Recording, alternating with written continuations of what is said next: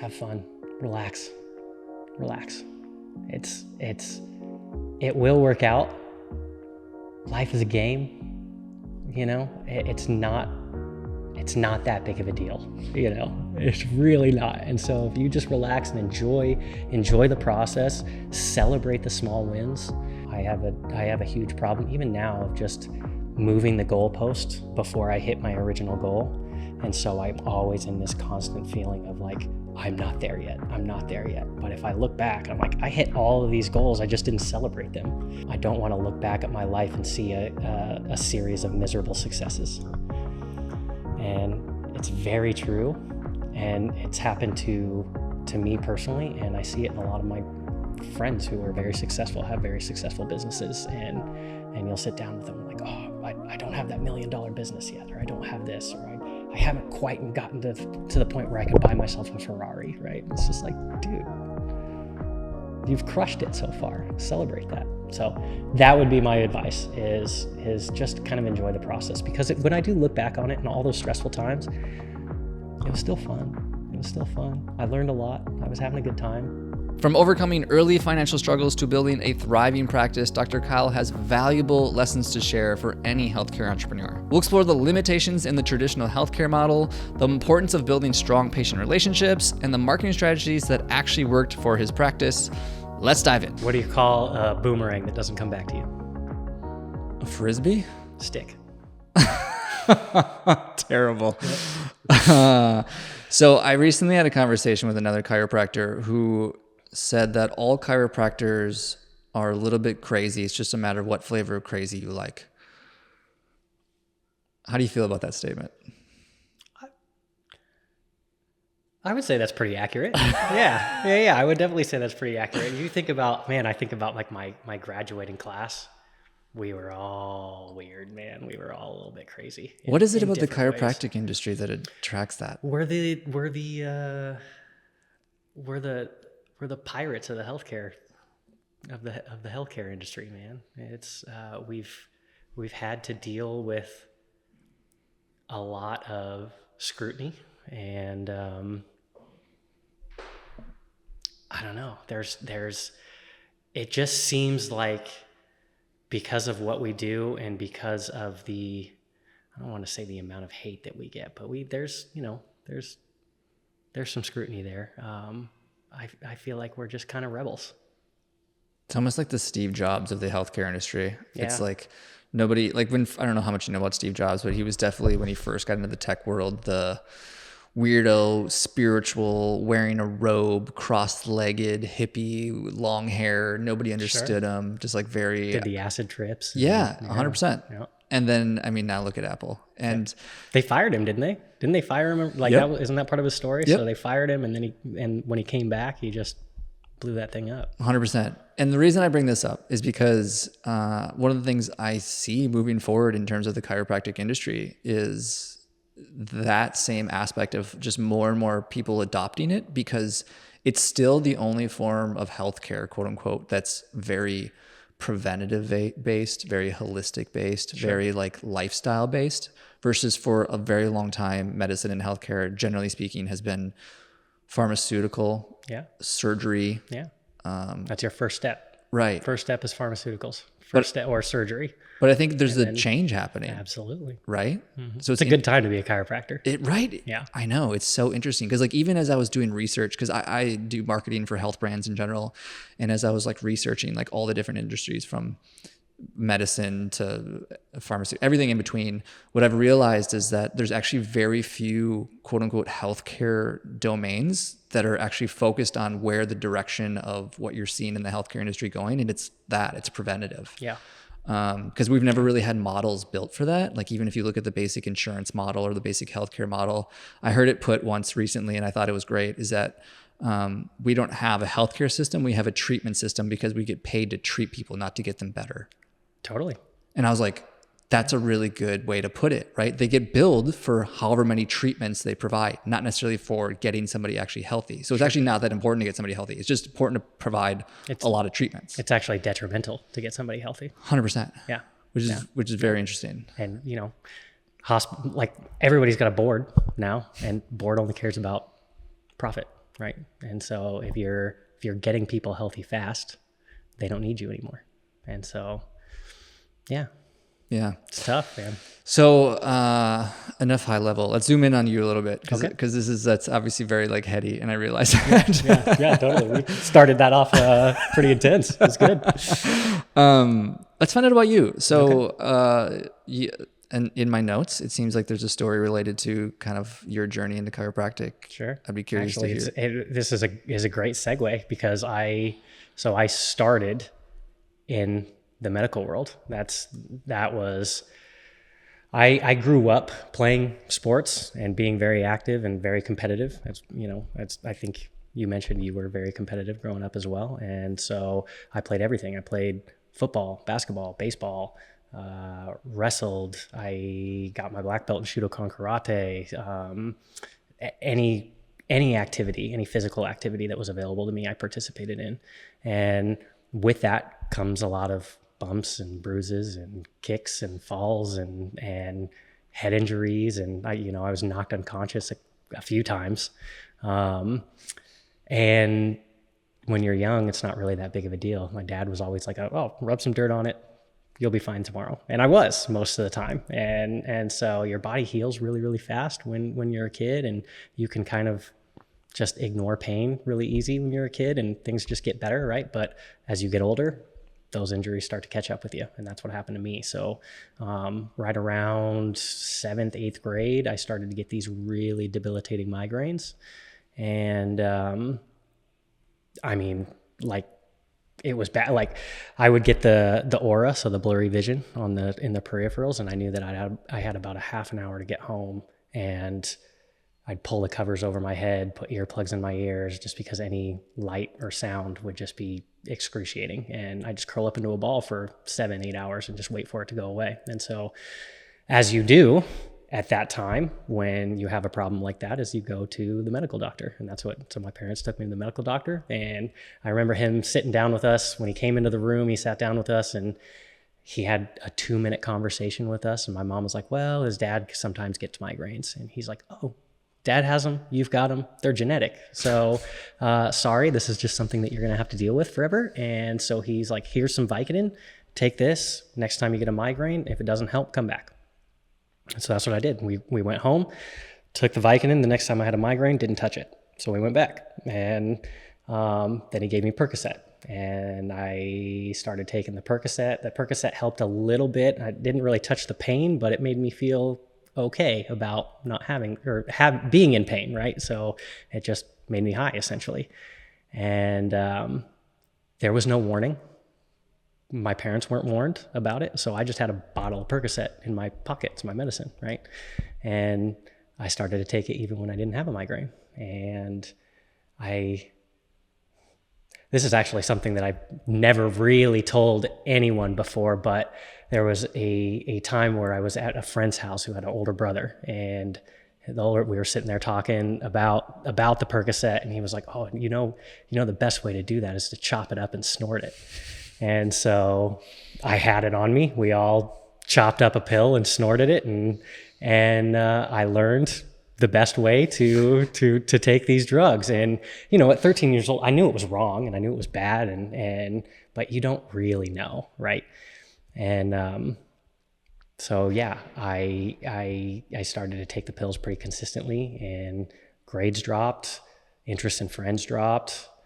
I didn't care about playing sports anymore. Like my just personality completely changed. And so my parents recognized that and immediately were freaking out and said, we gotta start seeking other treatment. And my mom was talking to a family friend, and she's like, you should go see my chiropractor. He's great. And so we went to my chiropractor, or the family friend's chiropractor, who became mine. And we sat down with him, and I remember my mom explaining like, oh yeah, we went to the doctor, and he said that the migraines were genetic, and he looked at me and we made eye contact, and he's like, oh yeah, that pesky migraine gene, and said it so sarcastically. And I remember sitting there thinking and being like, yeah, that doesn't make any sense.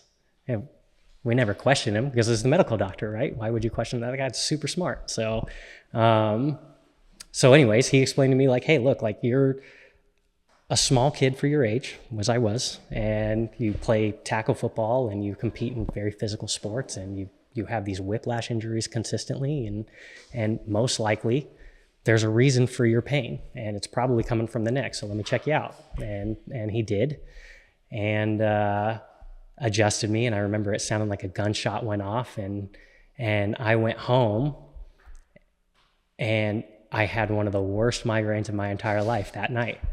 And so my mom was like, what's going on here? And so she called him and she's like, we're not coming back. And he's like, no, you're coming back. We know we had a direct impact on your migraines. Like, I know where the problem is. I'm going to fix it. Come back. And so we started seeing him 2 times a week, and like 4 weeks worth of treatment. I haven't had a migraine since. So. And now you were how old then? At that point, I think I was like 15, 16. And you've been migraine free for that long? Yeah, gone. I had him for like 2 years, 2 or 3 years, and consistently, weekly, and it cured it. That's one of the most powerful stories as to what I've heard from somebody that got into chiropractic care, is like literally a 100% transformation. So typically when somebody asks me, I start that story off with, chiropractic saved my life. Because I'm confident that I would be at worst dead, at best a drug addict, if it wasn't for chiropractic care. And so were you still taking the Percocet and stuff up until that point, or had you stopped? Yeah. You were. Yeah. Up until I started seeing him. Yeah. Because it was that or deal with pain. Yeah. So. I remember Percocet very distinctly too. Actually, Vicodin was very common too when I was right around that age. Yeah. And it's funny that you mentioned the story about chopping it up and snorting it, because that was 100% something buddies of mine would do. Is they would get it, they would chop it up, they'd snort it, and then they'd have a few drinks, because they're like, it would make you feel a little better, a little quicker, essentially. Yeah. And of course, you knew it was like a terrible decision. Sure. But of course, you do it anyways because you're like, yeah, my buddies are doing it. Why not? Right. It makes. Yeah. There's a part of your brain that's just not fully developed when you're at that age, right? You just don't know. Like, it's wrong, but you don't care. Yeah. Yeah. Interesting. So you went to the chiropractor. You had this life-changing moment after 4 weeks of treatment. Did you immediately know from then forward that you wanted to get into that as a practice? Like, just knew, you're like, this is what I want to do with my life? Yep, pretty much. I pretty much knew. I was like, okay, I'm gonna help people the same way Dr. Richard Gorman of Garden Way Chiropractic helped me. Do you still talk to him?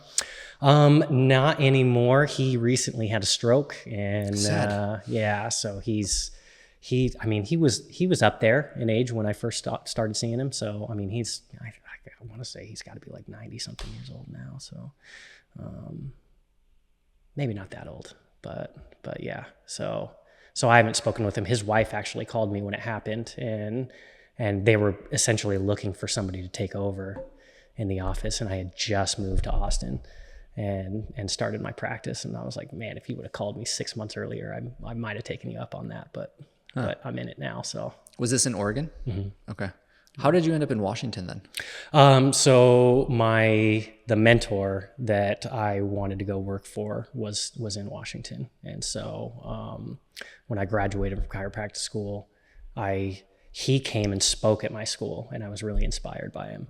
And so I approached him afterwards and talked with him. He was like, hey man, when do you graduate? I'm like 6 months away. He's like, cool, come work for me. And I was like, where are you? He's Washington State. I'm like, perfect. That's just north of where I'm from. So when you decided to go the chiropractic route, did you get much pushback? Like, did people think it was like weird, silly, you woo, like you shouldn't do that? Not that I remember. Not that I can recall. I don't think so. I didn't even know about, I didn't really know about how the medical industry and the chiropractic industry would fight or any of that stuff. It had nothing to you're like, I know now. I know. I definitely know now. Yeah. But yeah, no, I didn't get a whole lot of pushback. I didn't even recognize that there were people out there that didn't believe. Believe is the right word. Didn't believe in chiropractic care. So yeah, I mean, if I'm being super transparent with you, it was really not something fully on my radar until actually I met my girlfriend. Yeah. yeah, like it's Was obviously she the one to give you your first adjustment? probably not my first, but she's definitely the best Mm-hmm. at it that I've ever had. It was always an industry that I was aware of because I mean, I was an occupational therapist, and yeah, there was always like this divide, Yeah. right? And it wasn't something that like I was super conscious of or what like the benefits of it were or anything of that nature. Sure. So like I was saying in the beginning of this episode, it's been interesting to see like moving forward where I can see there's a huge opportunity for it now that there's so many people that, I mean, even if you look at the polls on the trust that people have for their general healthcare provider or the general healthcare system, it's way down. It's really low. Yeah. People don't trust them at all. Rightfully so. I consistently get people coming into my office for the first time and been like, dude, I just don't want to have to take pills. Like, I know that those things aren't right for me. I don't want to have to do the surgeries. I want to try conservative care first. People know now. People do know now. And that didn't happen even 7 years ago when I first graduated school. Like, I never had people coming in telling me that. And now it happens on a consistent basis. So, I mean, it makes so much sense to my statement that I started with about like how all chiropractors are kind of crazy. It's like what flavor of crazy you want. Because you to have gotten into that industry at that time, which would have been years ago, you had to be a little outside. No, there was a time where they were locking chiropractors up, man. They were throwing them in jail for practicing. And they probably still are. But that's both industries too, though, right? Like, I mean, the drug dealers of the primary medicine provider, right? Like that, like same thing now. I mean, with providing essentially insane amount of opiates to people that should not be getting opioids. Sure. I think a lot of that though is those people that have actually been locked up, they were able to prove that they were taking payments from their patients and just being like, okay, I'll prescribe it for you. You just got to throw me some money. And so that's pretty illegal. Matthew Perry, if you're familiar with that story at all. I'm not familiar with the story. I know he OD'd, but that's as far as I know. Oh yeah. I mean, he had lots of connections with doctors that were very blatantly making money off of him for drugs. But, I digress. We don't need to get into that. This isn't a political show. Okay. Sounds good. Off air, we could talk all you want about it. Something that really quickly though, I just wanted to mention because like you brought it up, and I just think it's worth sharing with people. There was a point where I was actually prescribed Ritalin as a kid. Okay. And it was one of those things where like I think I too generally have that tendency to push back against the norms. Because I remember taking it and not liking the way it made me feel. I felt like it like dampened my personality. Mm-hmm. My teachers would have told you otherwise. My teachers would have been like, yeah, he's so great. He can sit. Yeah, exactly. Yeah. He can focus. He can sit in his chair and not like run around the room, which is like, that's a whole other conversation. But I was like, I remember distinctly like not taking them. Like I was supposed to take my medication, but I just didn't. And I think I'm naturally pretty disagreeable, luckily.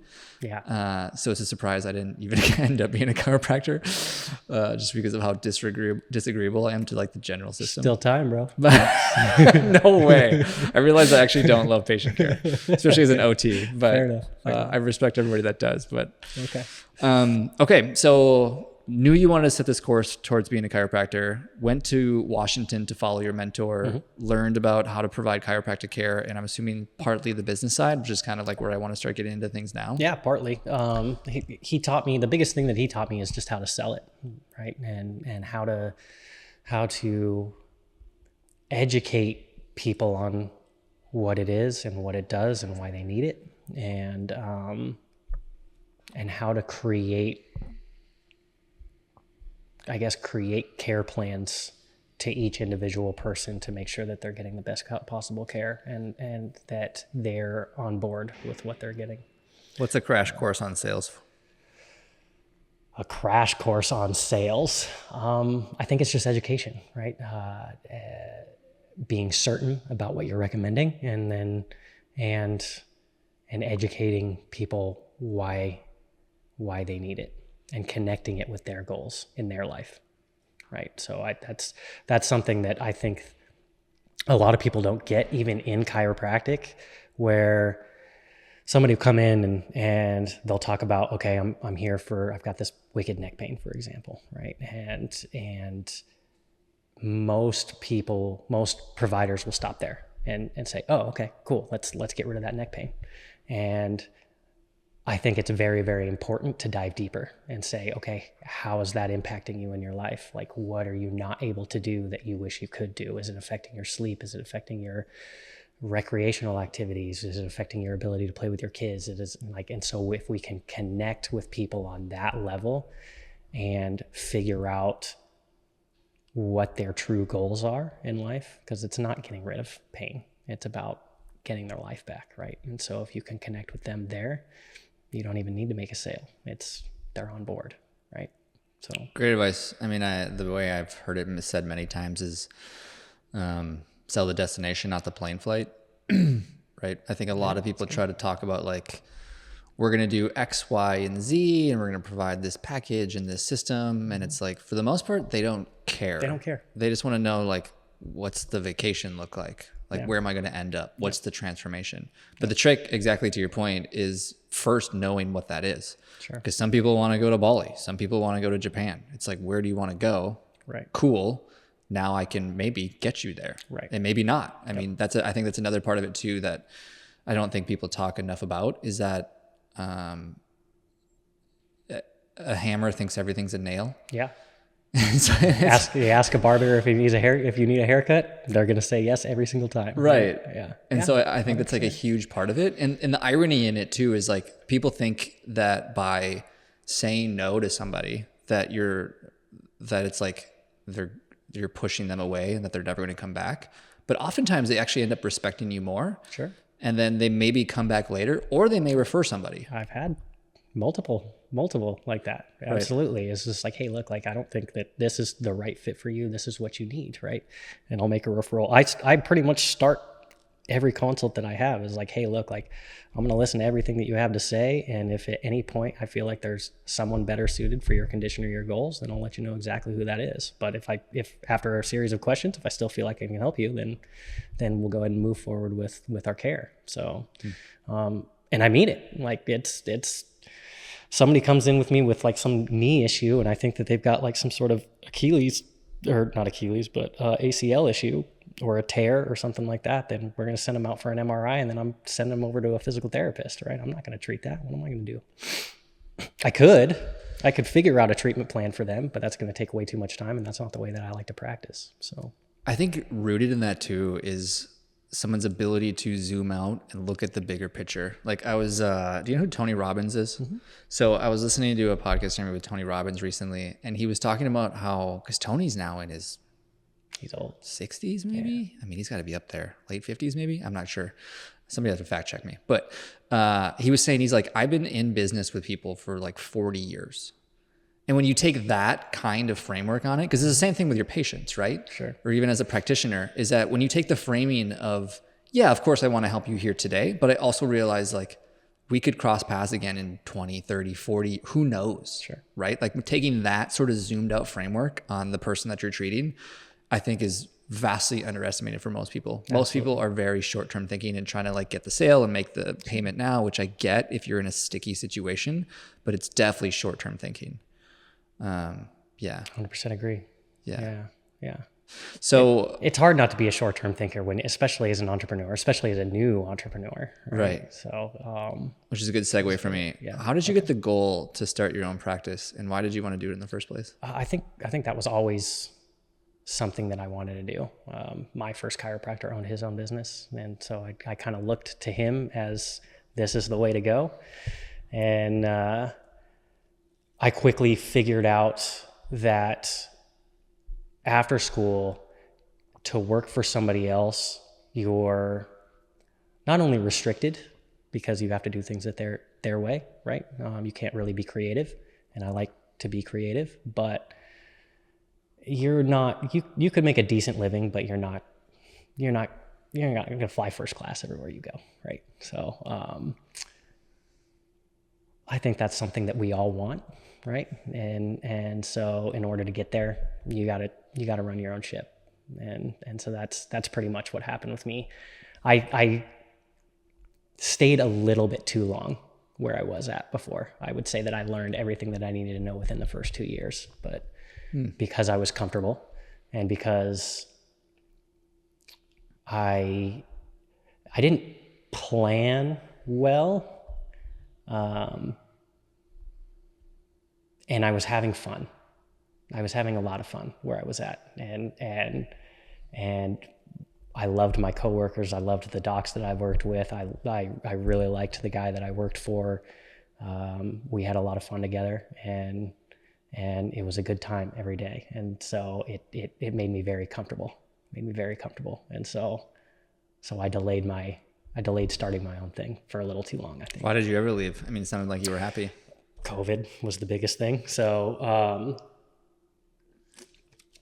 Washington, in the heart of COVID, my wife and I were getting letters in the mail saying that we're practicing unlawfully if we didn't have the vaccine. And so we weren't getting it and decided that we needed to make a move.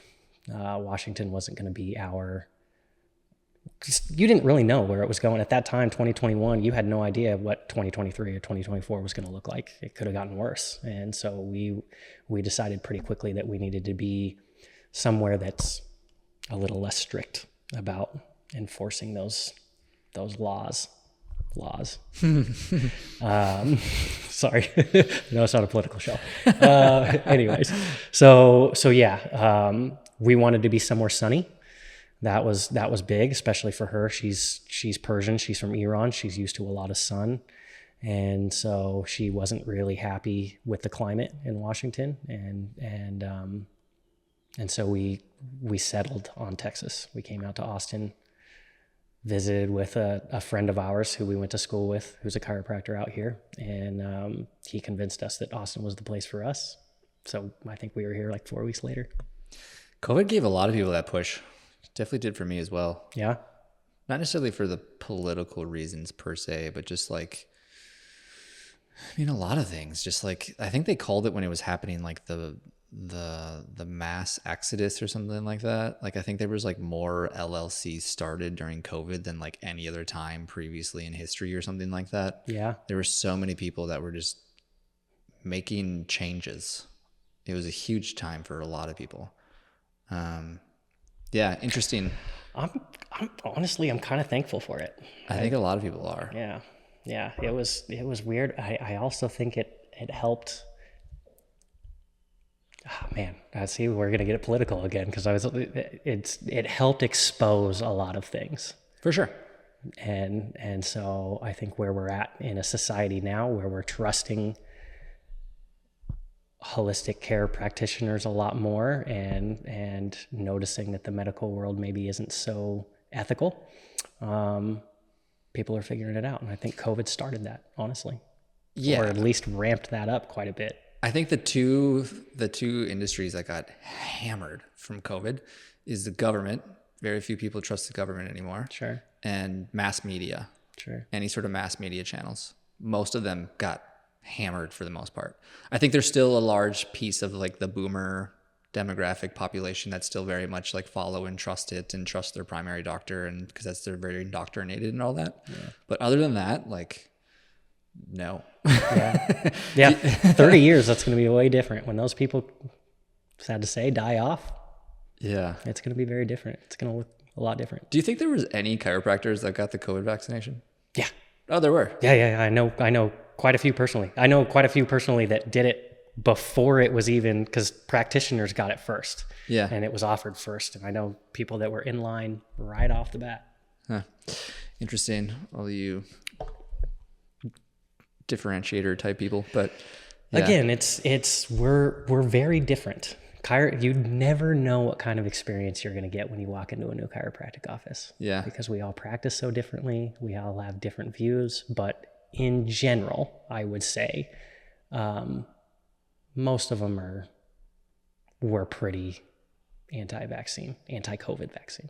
Because I got it. I mean, I was practicing as an occupational therapist at the time. I didn't even think twice about it, to be honest. I mean, I was very indoctrinated in the medical framework, and it was a part of like something they recommended. It wasn't mandatory in Minnesota in any way, shape, or form, but it was one of those things that was recommended. And I've never been against vaccines per se. Yeah. Obviously, I think I'm against over vaccination. I think there's a lot that probably shouldn't be. Sure. But I don't think schedule's a lot different nowadays. Yeah. Yeah. I was fully vaccinated as a kid, and I think my mom actually found my vaccination records when she was clearing out the basement. She sent them to me, and I think I had 12 shots total. Wow. Now it's like 73, 74. What? That's what it is now? Oh my God. Yeah. Oh God. It's a lot different. And that's 20 years ago, right? Oh man. Moving forward here. Sure. So, okay. COVID happened. You were like, I need to leave. I need to go find somewhere new. Decided to come to Austin, Texas. We're all glad that you did. Surprised you didn't land in like Florida or something. Yeah. Florida was too far away from Char's family, my wife. Yeah, her family's in California, and like she's a family person. So Texas was as far away as she was willing to move. I was gonna say, what about like Arizona or I don't know, but we just loved Austin. Most people do when they come here. Yeah. Okay, so came here, had a small budget, is from what it sounds like, to officially open the practice. She started working a job. Yep. You opened the clinic. Yep. What were some of the stumbling blocks early days of starting the practice?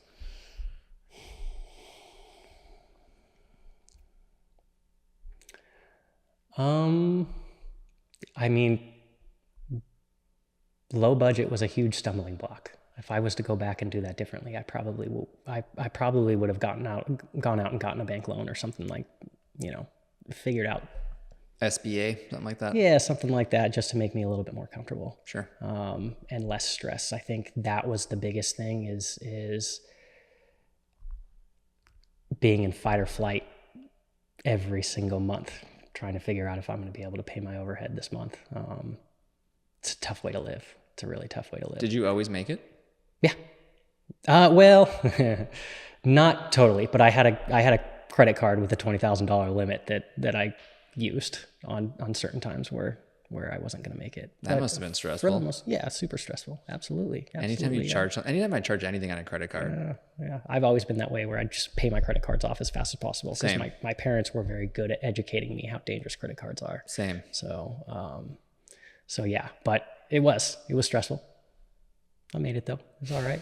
So how did you make it though? Like, what were you doing? I was doing a lot of just getting out into the community. My first move was just letting everybody that was around me know who I was and that I was there. And so I just walked into businesses and said, "Hey, Dr. Kyle, I'm a chiropractor, just opened up right down the road. Here's my card. Anything's ever bugging you, give me a call." And I was gone, right? And a lot of times I'd have people being like, "Oh, you're a chiropractor? My back's killing me." And I'm, okay, great, let's make it a point. That was a big, actually, lesson that I learned quickly is when somebody said, "Oh yeah, my back hurts." And I'm like, "Oh, okay, yeah, here's my card. Give me a call. You can set up an appointment, whatever." Instead, set them up an appointment right there, because 9 times out of 10, they're not going to set up an 100%. appointment, right? So yeah, get to the appointment and schedule it is a big thing. But I would say I got it down to pretty solidly. It was like 1 out of every 30 businesses I'd walk into, I'd get an appointment out of it. 1 out of 30? 1 out of 30. That doesn't seem like very good odds. I don't know, man. That's pretty good. You walked into 30 businesses and you got 1 appointment? Well, immediate appointment, yeah. But you get them down the road, you can get them. I still get people coming in being like, "I've had your card for 2 hours or 2 years, and you walked into our business 2 years ago, gave me your card, and now my back hurts." And so I would it's all about just getting the word out, right? Okay, for the record, it doesn't really not feel like that good. 1 out of 30. Okay, those are cold calls. I mean, a cold call is different than walking into a clinic. Okay, for the record though, I'm not slamming you. This isn't. That's totally fine. No, I'm not. Yeah. I'm not at all. This isn't an insult. Like, I respect the shit out of anybody that's willing to literally door knock, get in front of somebody. I respect that a ton, dude. I'm not taking anything away from this. Sure. That was tough. It was very hard. That's what I'm saying. That's hard. That. That's super hard. So the only reason I said that is because I felt like it was good. No, okay. And maybe it is. Maybe I'm way off base here. The only reason I said that though is because dealing with rejection is really hard, especially when your hit rate's 1 in 30. it's like, God, man, it's got to hit the ego pretty hard. Well, Like, I wasn't trying to sell. I wasn't offering anything. oh, you're just talking. Yeah, I was just like, hey, I'm here. I'm right down the road. Here's my card. Here's In my and out. information. Yeah, in and out. Got I wasn't trying to sell them on the appointment. I Would was you just just like, go to like a strip mall and just like walk in each Yeah. one? Okay. Yeah. So there's a ton of businesses that surround mine. And so a lot of times I would just walk right out the front door and, all right, I'm going to hit this block. And then I'm going to hit this block tomorrow. I'm going to hit this How many block total tomorrow. do you think you did? Hundreds. Hundreds. Okay. I have no idea, but hundreds. After doing Maybe over hundreds of 1,000. these, what would you have gone? What's the advice you would have given to yourself if you were to start over? Like, what would you have done differently? Nothing. Okay. Just go in. Just go in. Have a card. Yeah, exactly. Because like, I think it worked well. I think it worked well. Cool. And I think just there were times where I wouldn't do it just because I'm like, oh, I don't feel like doing it. Like you kind of have to get out of your own head a little bit. Totally. And so that would probably be just some advice of just like, dude, shut your brain off and go and walk in. And a lot of times that's what I'd have to do. And I'd have to tell myself like, okay, just shut your brain off and just walk in the next door. Just walk in. It always went fine. There was never, I didn't have a single person that met me with any type of like negative energy or anything. They were always like super psyched. I'm like, oh, thanks. Like, appreciate it. I'll hand them out. Whatever. So that's how I marketed first. Did you start to notice any sort of compounding effect from that? Rather from like the motivation to do it, from the patients you started getting? It certainly got easier as the more I did it. It definitely got easier. I was less nervous and less just, stressed out about it.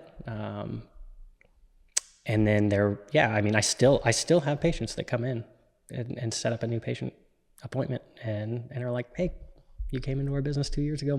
Your card's been, the magnet's been on the drawer for 2 years. I've been looking at it, but never really needed to. And now my back hurts. So let's go. Were you following up with them or was it one and done? Yeah, it was one and done. So once you had visited, you hadn't gone back? Yeah. I should actually. I really don't want to, but it wouldn't hurt for me to go back into all those. Fortune's in the follow-up, man. Absolutely. Right? Like now that they already know you. I mean, sure. I do the exact same thing from even like a digital standpoint as well, is that I've learned not to pitch, just to make relationships and then invite them to things. It's very different. Yeah. Right. Like I'm not a pitcher. I think people are so guarded against that. People want to say no for the most part. It feels very uncomfortable for everybody involved. I'm not a big fan of the pitching. I know people do it. I know it works. It's fine. Like you could send out 1 million emails or do 1 million cold calls or 1 million text messages and pitch a bunch of people and you might land 1 in 1,000. But in my opinion, like that's just not a fun way to do it. Like a much more fun way to do it is like what you were talking about, where you go in and you're just like, hey, I'm in the neighborhood. What's up? Just want to make the connection. But then if you like continue to do that and continue to just like have that relationship, you go back 3 months later and you're just like, hey, I was in here 3 months ago. Yeah. How are things going? You know what I mean? And then 3 months from there, it's like, hey, I was in here. You know what I mean? Yeah, that's the game. For sure. That is the game. But if you're doing 1,000 of the, this is just my negative brain talking. It's just like if you do 1,000 of those, it takes up a lot of time. I had a lot more time when I was first open. Totally.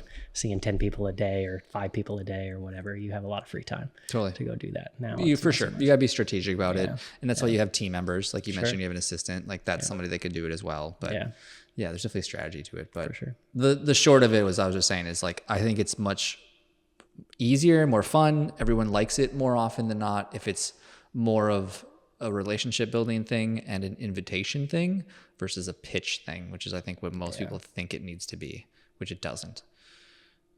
So then what happened next? Oh, let's see. I tried Facebook ads. Okay. Those worked for 3 weeks, 4 weeks, and then fatigued, as they call it. And then so canceled those and then tried them again, canceled those, tried them again. That's probably one of my biggest mistakes is having to learn the lesson of social media marketing doesn't work well for me. And I had to learn that a few times and threw a lot of money at that. And it was an expensive lesson for me. Why doesn't it work for you? Well, I think a big part of it is my area and the market. I actually had somebody who did a market analysis on a lot of the competitors around me. I have a lot of major offices around me, and they came back with a report of like some of them are spending like $13,000 a month on marketing and social media ads and Facebook ads and all that stuff. And it's like, how do I compete with that? It's a competition issue. Yeah, I think so. I think so. I think that's a big reason for it. And because the marketing agencies that I signed up with were always giving me really good feedback about like, okay, your pictures look good, your copy looks really good, your videos look really good, like these will work. And they did for a few weeks. And in the following 3 months, they didn't. So, yeah. $30,000 lesson probably total. Damn. Yeah. Yeah. So, but the third time I finally learned like, hey, like, let's focus on what has worked for you in the past. So networking events are huge. Networking groups. I'm a member of BNI, and that's been really big for me. Just going and doing things, meeting people out in the community, man. That's what works. Doing events, doing the SwiftFit events, and there's some biohacker events that come out here. I'll buy a booth and just go talk to people and hang out. And for the BNI thing, they only allow one person per industry, correct? Correct. How did you find one that didn't have a chiropractor? I got to feel like there's got to be a lot of chiropractors in your area. So you just get on their website and you look at all the different groups that are there, and then you get to see who the members are. It's been worth it for you? Absolutely. It's been huge. Probably the best thing I did. How long you been in it? A year and a half now. And did it come to fruition almost immediately? Immediately. So I think I paid like $1,200 for the first year or something. That was the cost. And I think within 2 weeks, it was maybe less than that. It just paid for itself right away. I thought those like 6 members that were like, yeah, I'll come in. I'm surprised. I thought most of those like kind of died off during like COVID when people weren't really like getting together. But when did you join? Right. I mean, after COVID, we were meeting. I had a lot of members complain about during COVID when everything was on the screen and you don't physically meet. So yeah. Interesting. I think they did die off. Like there's quite a bit that did die off, but yeah, all like the meetups and BNIs and they all kind of disappeared for a little bit, but it's good to hear that they're back again. That's good to know. Yeah, they're back and going. There's tons of BNI groups around me. So, yeah. Okay. What else? Anything? Oh, let's see.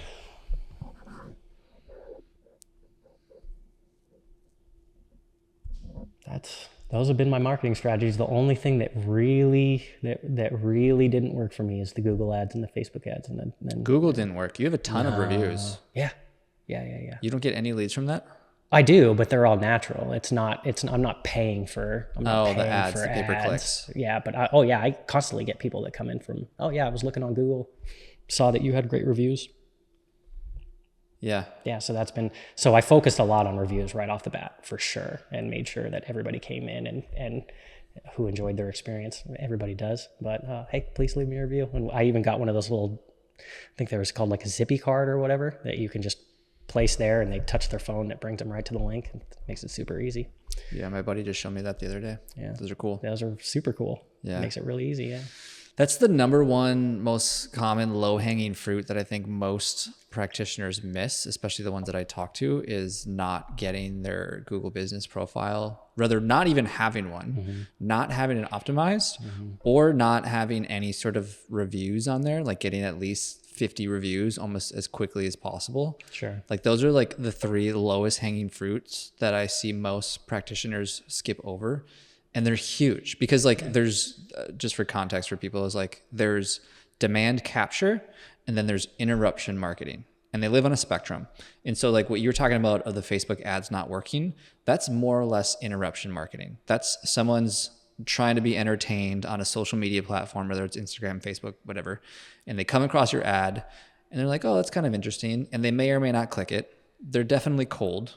They probably don't have a super big interest in going to chiropractic care. They might have just been interested by your ad for whatever reason. Sure. And then that might turn into a patient down the road if there's like a good email sequence and there's some good nurturing and there's some good organic content to follow up with it. So it's usually not just the ad. It's almost never the ad that leads to a lead. It's always like everything that happens after that, because they're not really looking for it. On the other end of the spectrum, you have demand capture, what you're talking about in terms of like having a really good Google business profile and having reviews, is that somebody is seeking your services. So someone's like legitimately looking for a solution to their problem. It's like chiropractor near me, back pain near me. They're literally like searching for it. You show up because like you have, I think when I looked at it today, like 140 or something like that. Yeah, something like that. Google reviews, 5 stars, great. So people are like, okay, clearly a ton of social proof. I trust this. I'm therefore going to reach out to this person. And then there's a lot of things kind of in between there in marketing in terms of like what is considered demand capture, what's considered interruption. A lot of gray area there. But generally speaking, like those are the spectrum. So I'm not surprised. It's very common that the social media ads don't work for a lot of people because it's a different game. Versus like the demand capture is somebody searching and seeking a problem to a solution that is much easier to convert because they are looking for you. Just to give you context. But I don't know if that's helpful or not. It is. I have come to the conclusion now that I'm like, I'm just never going to do that again unless I have a weirdly big budget. Right. So. Yeah.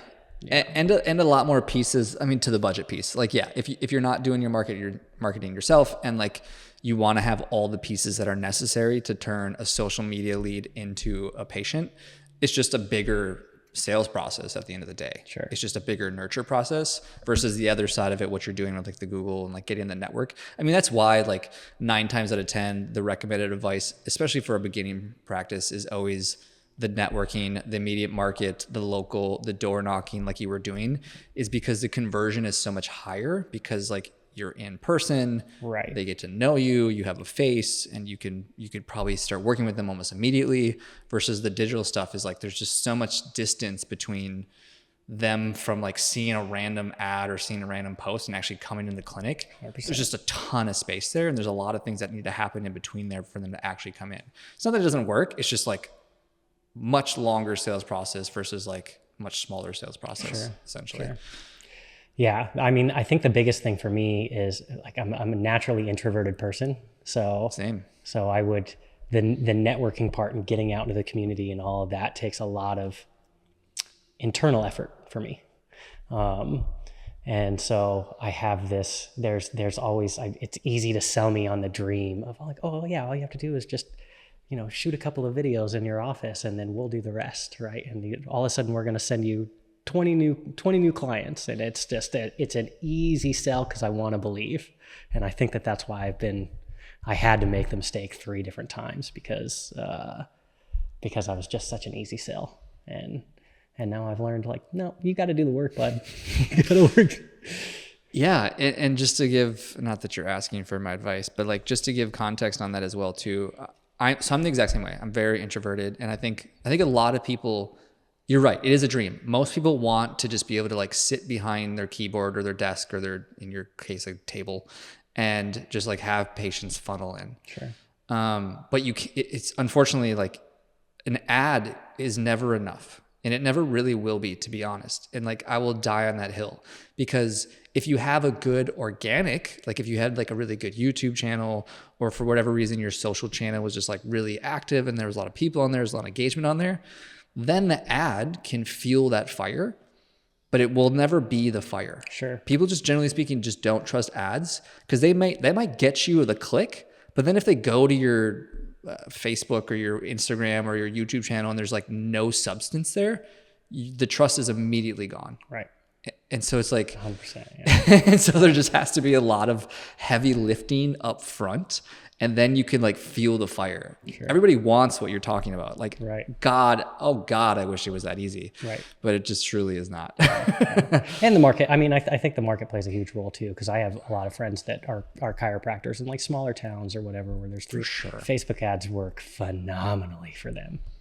But for sure. I had a call. Not in Austin, Texas. I had a call with a guy recently who lives in like, I can't remember the name of the town, some Bodunk, Alabama, middle of nowhere.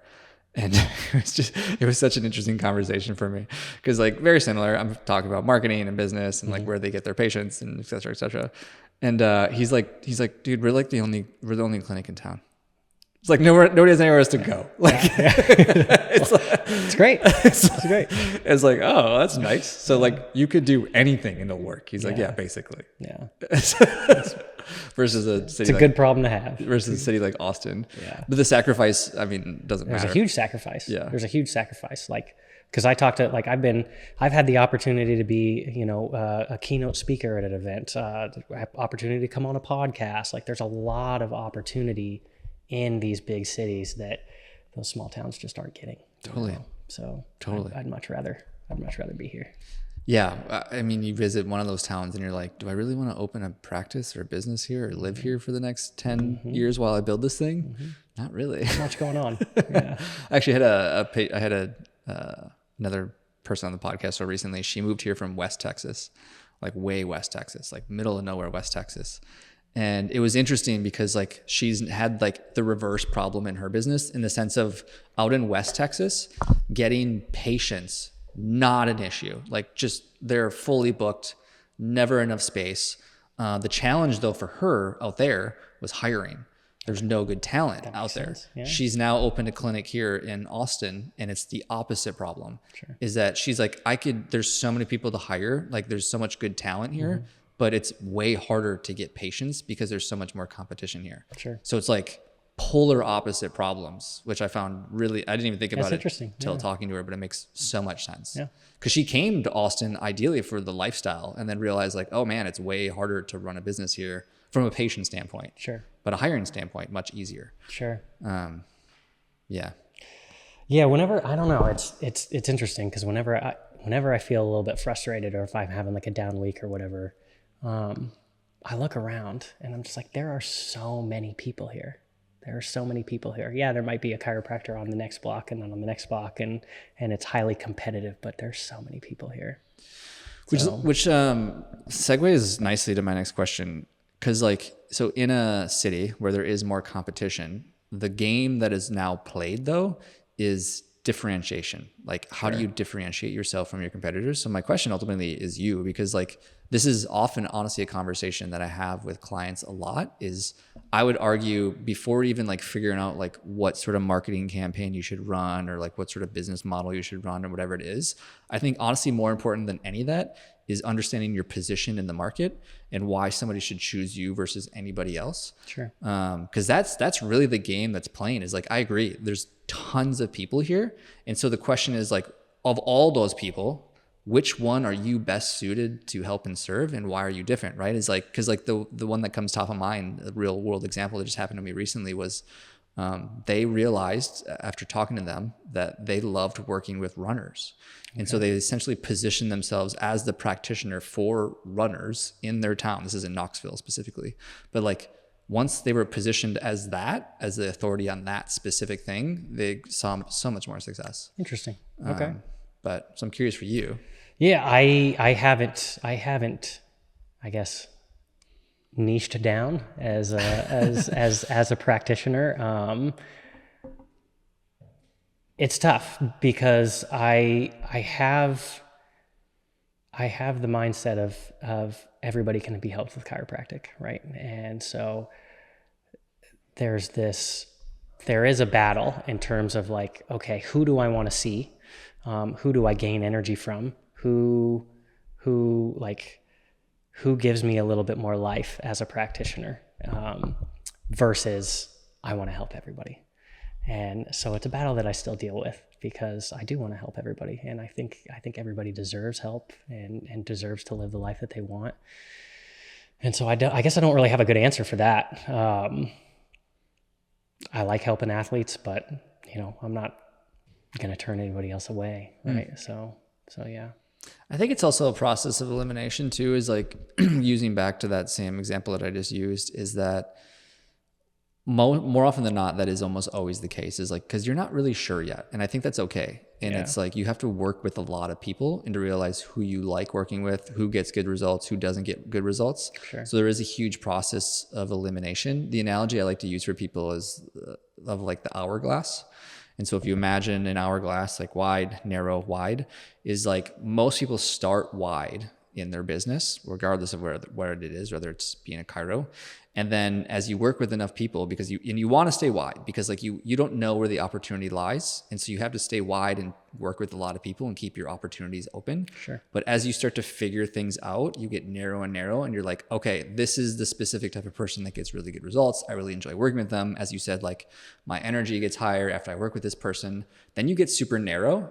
Oftentimes take like 5 years, to be honest. I would say on average for most people to figure that out. Okay. And then once you're narrow, the cool thing is that now you can broaden your services again. So you can get like offer different services to the same type of person, or you can tap into adjacent industries. So you're allowed to kind of get wide again. Okay. It's the model that I see happen more often than not. And that's why I like the hourglass as the analogy, is like most people, you just don't know. You just like haven't seen enough people yet. And I don't think there's anything wrong with that. Sure. But the quicker you can figure out where that center point is, generally speaking, the more success you end up seeing. You can at least direct all your efforts to that specific person. And it doesn't mean saying no to other people, right? Like to your point of liking seeing other types of individuals or other challenges or other problems. There's nothing wrong with that, because like you're obviously going to continue to build skills and learn new things. Sure. But from like a positioning and marketing standpoint, yeah, there's no question you benefit from getting narrow on all those things.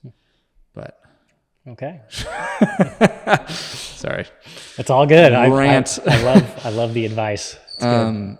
Let's talk about mindset for a second. I know Okay. this is a big part. I saw it in your notes as well, of having some mindset shifts as you became a practitioner, as you became a business owner, Big time. as you're moving forward. What are maybe some of the challenges that you've run into, and how have you overcome those in terms of having the right mindset about being a business owner? Sure.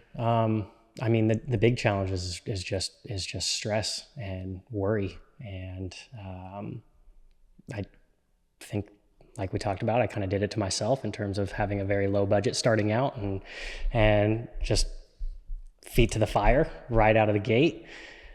And so you get in this habit of being chased and running away from failure rather than towards success, right?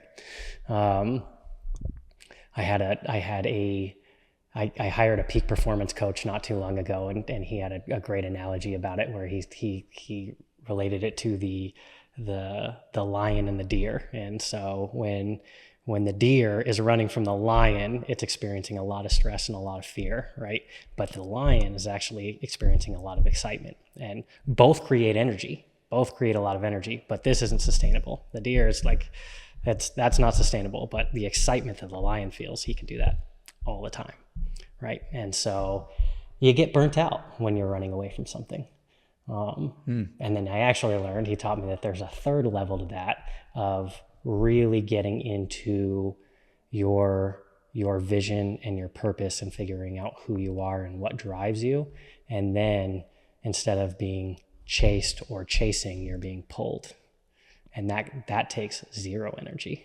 It's just automatic movement, right? So yeah, I think to answer your question is shifting myself from being the deer to being the lion, and then eventually getting to the place where I'm being pulled. And I still experience all three of those at times.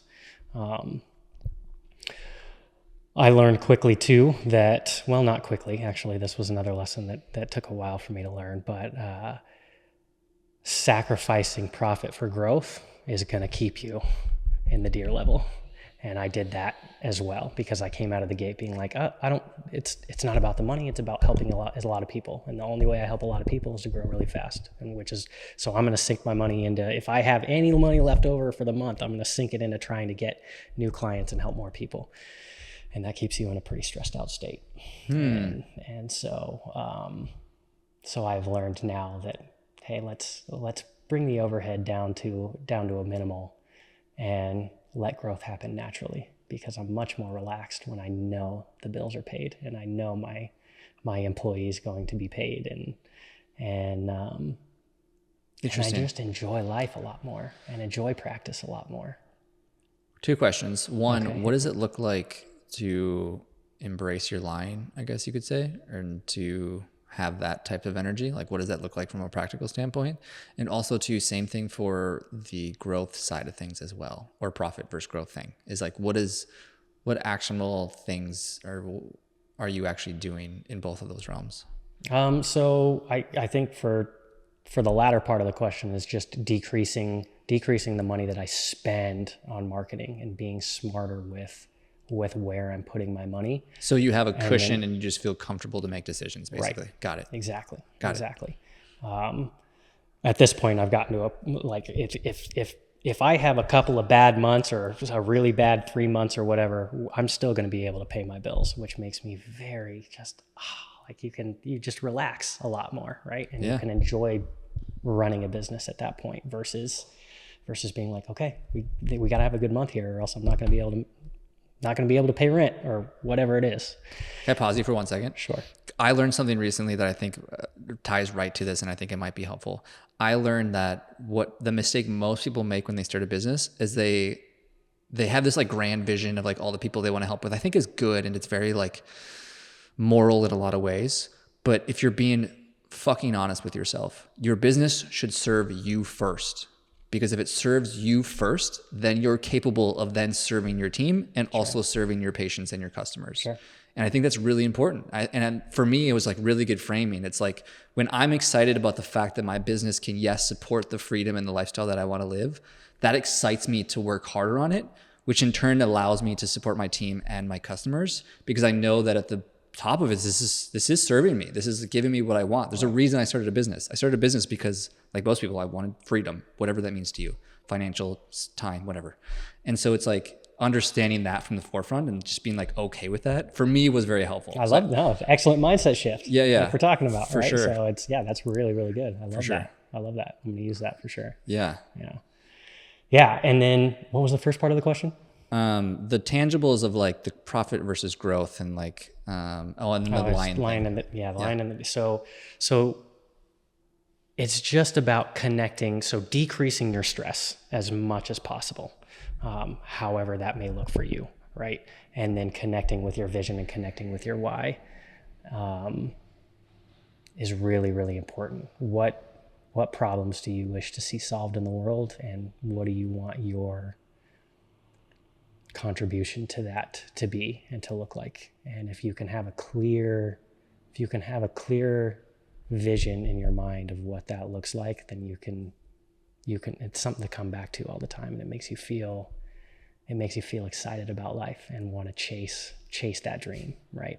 Have you ever done the 7 whys exercise? Oh, it's so good, man. So you just keep asking why, basically. So how it goes is you start out with a question that you've been dealing with. For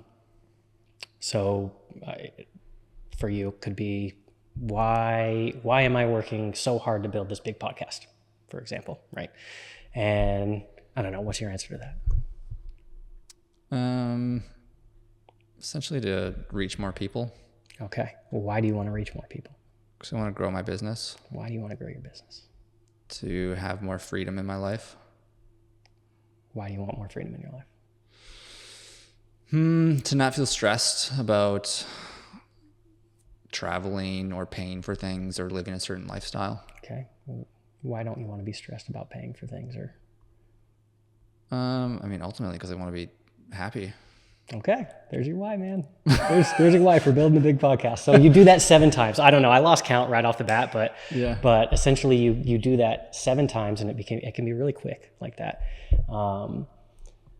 And you get to your real why within 7 times of doing that. So you ask a question, and then the answer to that question becomes the question for the next spot. And then you do that 7 times.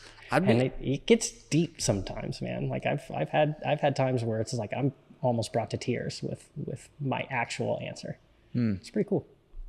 Yeah, because you're digging down to the limbic level. Right. Right. And for most people, that's probably something rooted in fear of death or desire to be happy or desire to feel fulfilled. Right. Like you're probably just digging down to the limbic level of like exactly what you said is like, what's the deeper reason for these things? Because it's so easy to just like brush past it as to the superficial reasons. But to dig deeper is huge. Yeah. I have one last question. Before I ask that question though, what's your plug? Where can people find you? AdjustedATX.com. Kyle the Chiropractor is my Instagram. I'm not super active on it. As we discussed. Yeah, as we discussed. I was very anti-social media I didn't have any Facebook or Instagram or anything for years. And then when I started my business, the consultant that I had at the time was like, dude, you got to have an Instagram. You got to have this, like, at least have somewhere to go to where they're like, okay, this is a real person. Yeah. And I just don't like it. I don't either. I tell my girlfriend this all the time though, because she posts pretty regularly. It's less about like trying to get viral or get a bunch of likes. It's honestly just more about like I shouldn't even say when somebody goes to your social media page, because they will, when they look you up, just having a presence. Yeah. Like, oh, he's legit. He's a human. Look at this. Yep. Got it. Like that's generally more often than not. Yeah. There is a game to be played if you wanted to, of like building it and growing it and having an audience and building trust. But like if you hate social media, just having being on there is enough. That's exactly how I use it. Yeah. I'll post once a month maybe. Yeah, that's fine. Yeah. Honestly, it's not, depending upon your strategy, it's not that big of a deal. But last question, it's whatever your best piece of advice is. So if you were to go back to ground zero of starting your practice and you were to give advice to your younger self or anybody else in that circumstance, what would you tell them or yourself? Have fun, relax. It will work out. Life is a game, it's not that big of a deal, it's really not. And so if you just relax and enjoy the process, celebrate the small wins. I have a huge problem even now of just moving the goalpost before I hit my original goal. And so I'm always in this constant feeling of like, I'm not there yet. But if I look back, I'm like, I hit all of these goals. I just didn't celebrate them. Right. So, speaking of Tony Robbins, I was watching a Chris Williams, Tony Robbins interview, and he had this quote that I really resonated with, where he's like, I don't want to look back at my life and see a series of miserable successes. And it's very true. And it's happened to me personally. And I see it in a lot of my friends who are very successful, have very successful businesses. And you'll sit down with them like, oh, I don't have that $1 million business yet, or I don't have this, or I haven't quite gotten to the point where I can buy myself a Ferrari, right? It's just like, dude, you've crushed it so far. Celebrate that. So that would be my advice is just kind of enjoy the process, because when I do look back on it and all those stressful times, it was still fun. I learned a lot. I was having a good time. Yeah. I think that's great, man. I think that's the irony in that statement, is that oftentimes as business owners, we're perpetually dissatisfied, which is why we started a business in the first place. And then we forget to enjoy any of it along the way.